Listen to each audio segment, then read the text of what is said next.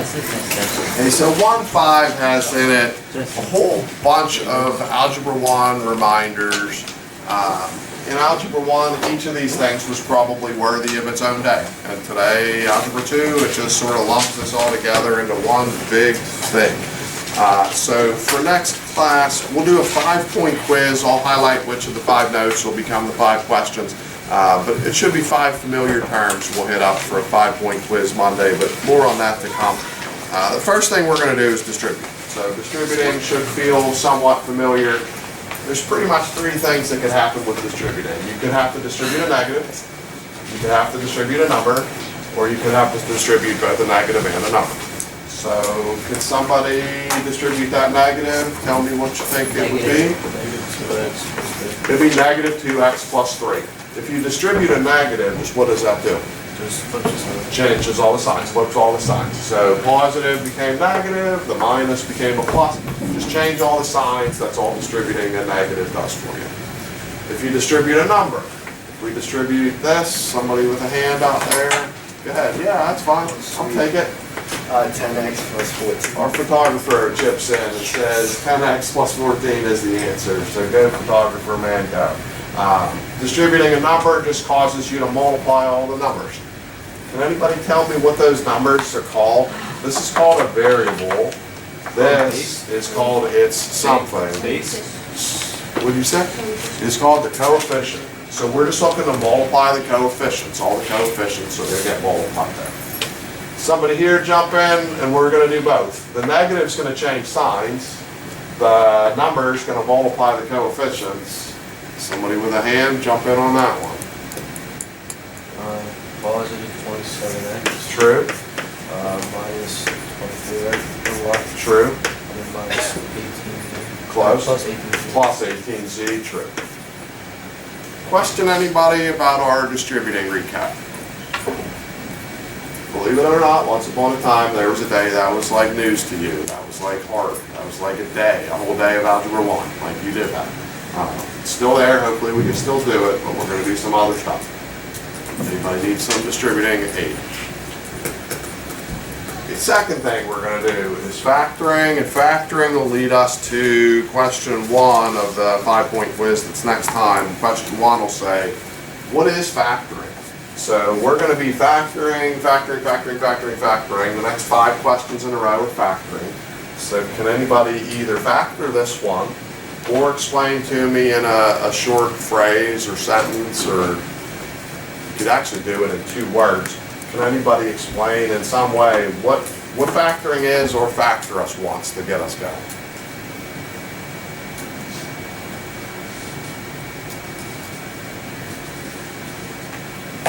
We could also factor over here if we have to go out of order, it's fine, but we're going to factor 5 times, and there's a strategy here. What are they divisible by? That's true. Yeah, one of the questions you'd be asking yourself is, what are all these things divisible by? That is part of the thought process for sure. Absolutely. Anybody else supply some information, or like, as Mike says, just do it? I have no clue about the definition, but to factor the first one would be like 2 parentheses x plus y. Yeah, we're going to put down a 2, and then in parentheses write x plus y. That's true. Can anybody describe what we just did, what she just did successfully? Reverse distributing. Yeah, that's exactly right. I would say my 2 words, your 2 words were just as good as mine, but I'm going to use mine too because they're already stuck in my mind. It's just distributing backwards. If you want to check distributing, you could factor. If you want to check factoring, you could distribute. If you distributed this too, you'd be right back to where you started. When you're distributing, that's a type of multiplying. So factoring is sort of a type of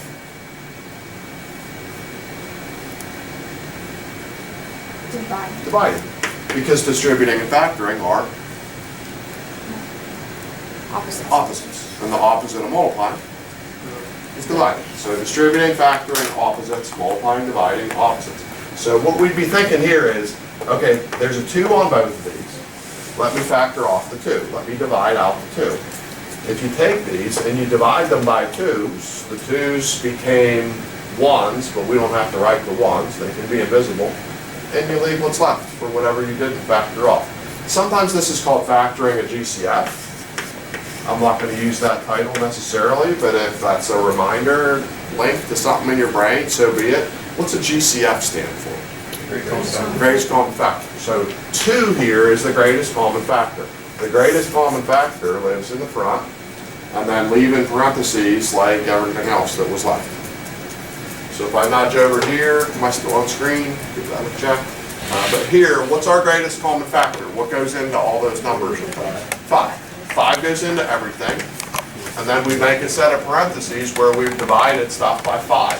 So the 10 is a 2, the 5 is a 1, and left unchanged, there's still an X and a plus. Something about that? So let's factor some more. What can we do with this? We can do 6 for sure. And we can also do Y. These both have Y's, so let's grab that as well. So who's left here? X minus 3. That's what we got. How about this? Who's in common? Halves and B's. A plus C.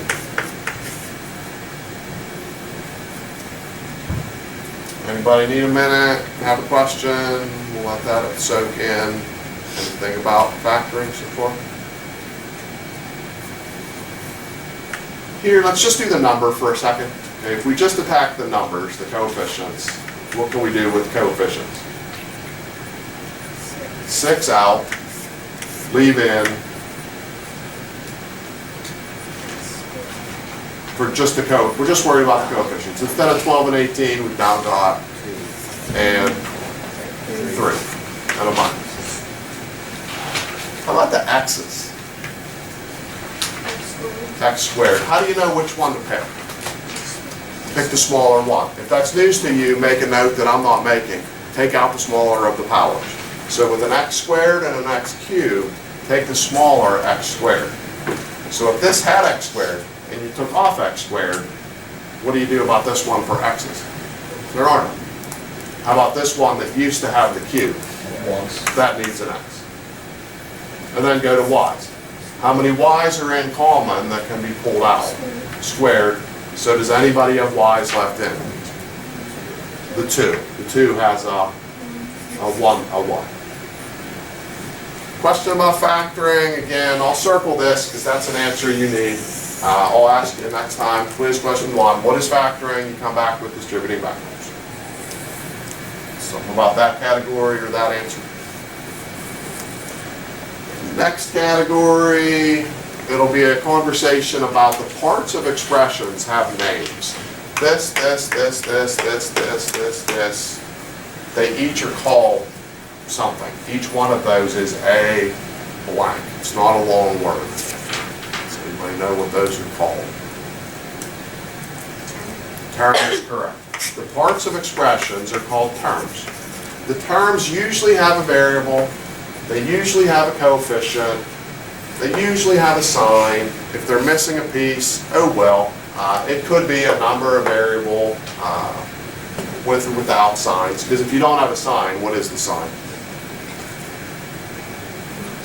What type of signs exist if there are no signs? Positive stuff. Like this number didn't have a sign, but it's positive 12. But if you get terms are just numbers and variables, coefficients and variables put together. What we're going to do on this next category is a thing that uses this word. If I give you this problem, what would the directions say for you to make something happen? What's the process we're about to do on this call? Combining like terms.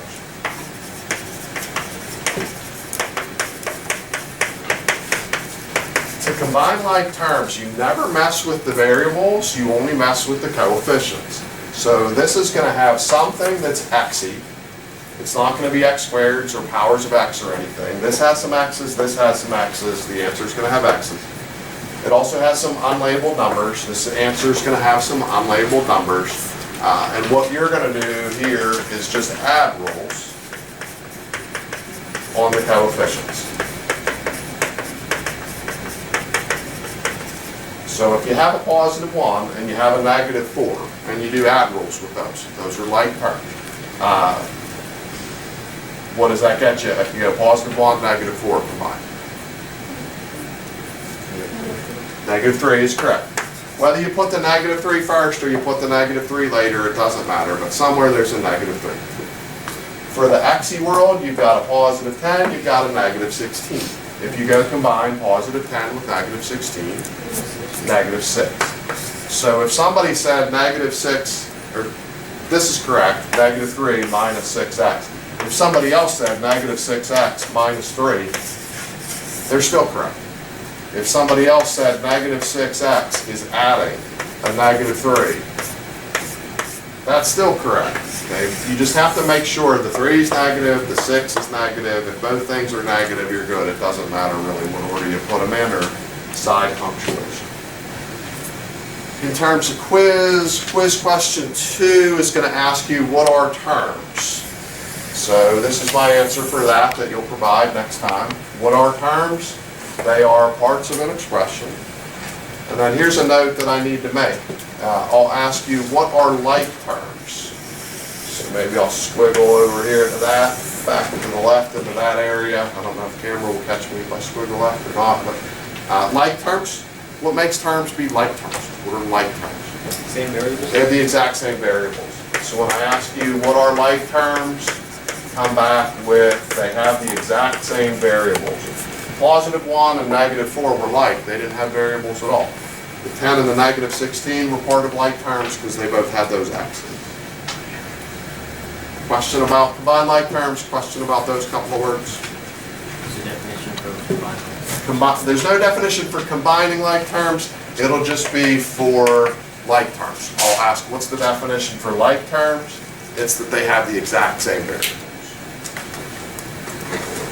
Anybody else question there before I slide again? Okay, so we did this before. I think we actually did it in this exact same space. I feel like it was in this exact area of the board a couple days ago. We did additive inverses. You definitely on a quiz talked about what additive inverses were, and that'll be question 4. How do you do additive inverses? Anybody recollection of that word? Change all the signs. So an additive inverse just means change all the signs. So sometimes they'll do that with words. They might say with words, what is the additive inverse of this thing? And you just come back with negative 2x plus 4y minus 5z. That's a way a book can do that, and our book will do that. That's a way a quiz can do that. I may do that, I don't remember. What's another way we can do this, other than using the words, find the additive inverse of this thing? We can put a negative sign and wrap it up. So if I put a negative sign and I wrap it up, we did that once already. Our first distributing problem also really was an additive inverse problem. It means the same thing. So we flip all those signs. Negative 3x. Correct. If I throw you this third problem, the first time you see this, I'd probably get half of you. Okay, this is, I'm pretty sure the book does this. This is me or us attempting to deceive you, and we would get half of you on this ordinarily, I would think. Anybody have a thought on if I ask you to do the additive inverse of all that junk? A theory on what would come out? Keeping in mind, I'm saying there's a 50% chance of not being right on average the first time people see this. Now that I hyped it up, we'll probably get more than 50% right. But if I didn't hype up, this was a trick question, I would get some people. 3x minus 4y plus 2z. Yeah, why? What just happened? It's already a negative alpha. Yeah, so this meant to flip all the signs. This meant to flip them again. So you end up right back where you started again. So when it ever asks you to do the additive inverse of, and they have a negative, they're asking you to change them and then change them back. If I went like this, okay, now would it be the same as what we started or different from what we started? Like we started with this. Is our answer going to need to be same or different now that I added that in as well? Different. Now they're different because it's telling you to change them back and change them a third time. Basically, if you had an odd amount of junk, the signs would be different. If there was an even amount of junk, they'd stay the same as where we started. I'm going to take that back out because that wasn't my intention. But if they double dip you, nothing really changed. So it's just minus, and the minus make a positive. Pretty much, yeah. It's like change it back. Because instead of saying find the additive inverse of, I could have gone with that style of asking the question. Instead of saying additive inverse, I can do this. And that is essentially, yes, a minus makes plus. I'm going to change that back to how I started, but yeah. Question about additive inverse life. Second to last category is doing subtraction. Subtraction maybe doesn't even need its own category, but I think the homework has it in its own category. Subtraction is just a mix of two things that we've already done today. If we're going to successfully subtract these, it's a two-step plan. What two things that we've had already today to subtraction use?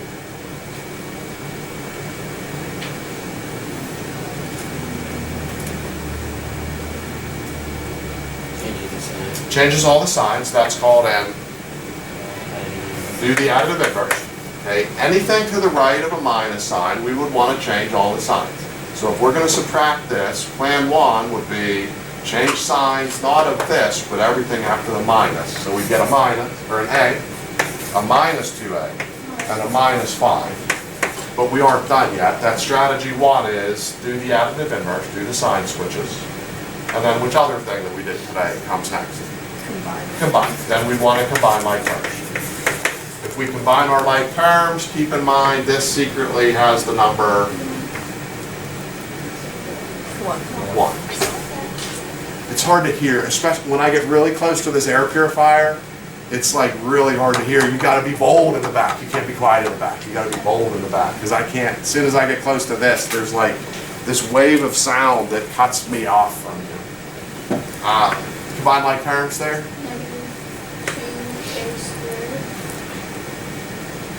Then we'll never change the variable action when we combine. We just worry about the coefficients.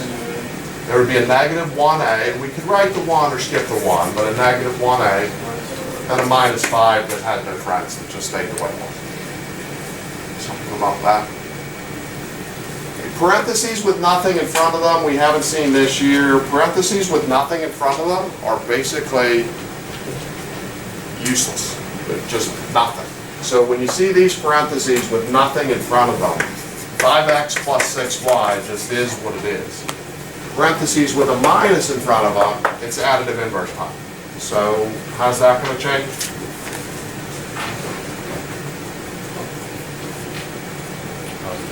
Positive 2x, minus 3y.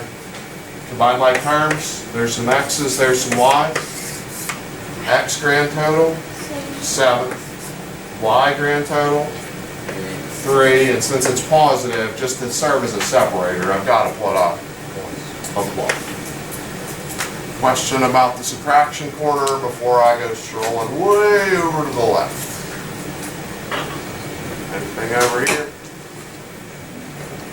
Okay, so last category is a thing called nested parentheses. Sometimes our book likes to use different styles of parentheses. They do that because it's easier to see who goes with who. These little squiggly brackets are sometimes used as set brackets. If you've been through geometry, you saw some set brackets sometimes. When the algebra book uses them, they're just using it as parentheses. Okay? It's just trying to communicate to you those two are a group, and if they make them the squiggly group, then you know they went together. These brackets, sometimes they'll use those brackets. The brackets, they're still just parentheses. They have no special meaning other than those two are a pair. And then it's a little easier to see that that's a group, that's a group, this is a bigger group, that's an even bigger group. It's a way to see who's who, but none of them mean anything other than they're all parentheses. The only things that mean anything are those. Those we've had before, those are absolute value bars. Those will make everything positive, that kind of stuff. Anybody have a thought on what do I mean by nested parentheses? What does that mean? Like, what is this? This is an example of nested parentheses. They're parentheses inside of parentheses. So question 5 for the quiz is, how do you do problems that have parentheses inside of other parentheses? Does anybody have a memory of how would you work this problem? There's parentheses inside of other parentheses. Inside, Work from the inside out. So that's our last vocab kind of answer to study. Work from inside out. So here, we don't really even acknowledge these yet. We don't even acknowledge these yet. We want to work on what's inside. So if we work on what's inside, what would this little group here make? Minus how much? It was a 2 now, it won't be any more than it. It'll be a 6. So the 3 is going to attack everybody. We're going to get a 3y minus 6. Somebody attack over there, what'll that group make? Negative 4y minus 8. That's all still like in that world. The 6y is still there, the minus is still here, the brackets are there, the 4 is there, the minus 3 is there, the squiggles are still there, but we started on groups, we had 3 groups here to work. We just worked on the innermost group. So, question about our insideness. Now what are we looking at? Where is our attention? Inside. We're going to work inside these brackets. What can we do inside those brackets? There'd be a minus y. Or minus 14. And a minus 14. So those are done. Minus 3 is still there. The squiggle is still there. The 4 is still there. The other squiggle is still there. The minus, the 6y. There's lots of stuff still there. But we were focusing on all of that stuff. Now who do we want to hit up? That 4. The 4 now is going to take action. So when the 4 takes action, what's this piece going to do? Negative 4y, and then up for grabs for anybody who's either got a calculator handy or is a calculator themselves. 56 is true. Minus 3 is still there, squiggles are still there, squiggles are still there, minus 6y, but we're getting it whittled down. Now what's our move? Inside. Continue to work from inside out. So how's this inside squiggly life going to change just a little bit? Minus 4y minus 59. But don't forget the minus. Don't forget the 6y. Almost done. Now what we essentially have is a subtraction problem. We're like what we did in that corner before I slid left. So 6y can sit tight. This would be positive 4y because this is a sign change. Plus a 59 because we're continuing to do sign changes. And then after all of that, our grand total, 10y plus 59. And what that basically does, the last section of your homework, the nested parentheses group, it's going to kind of practice everything we did. Okay? Because as we did that, we distributed, we didn't factor, we did combine some like terms, we did do some additive inversions, we did in a sense do some subtraction.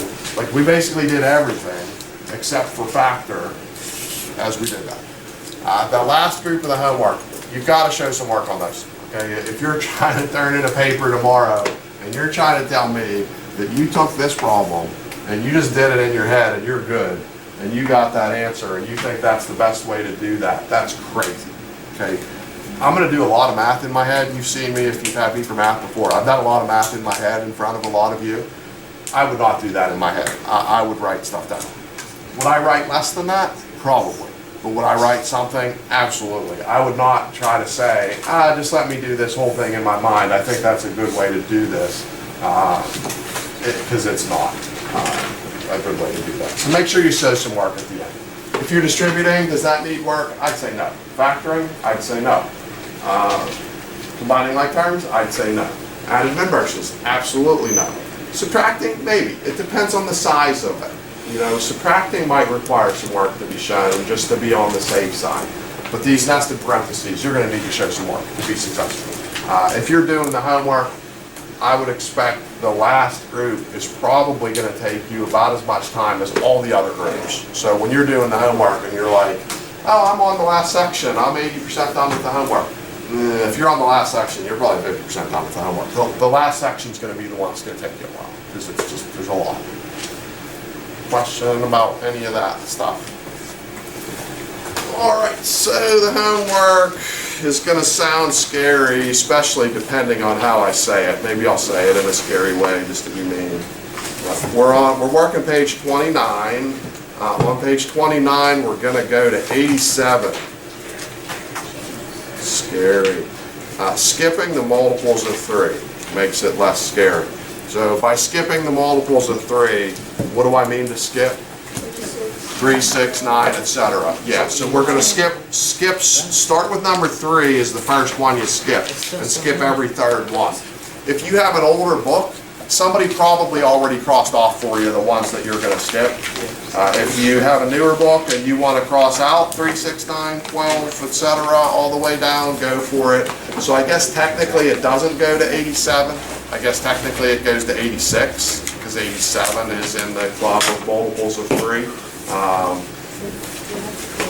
The last group starts off like 77 was a little smaller than this, but the last one you'll do 86. 86 is a little bigger than this, and you'll get some numbers that are pushing up close to 1,000. So like here we got a 59 and a 10. When you go to do 86, it won't go over 1,000, but you're going to get on 86. One of the numbers is in the 900s. It gets a little bit bigger. Question about any of that information?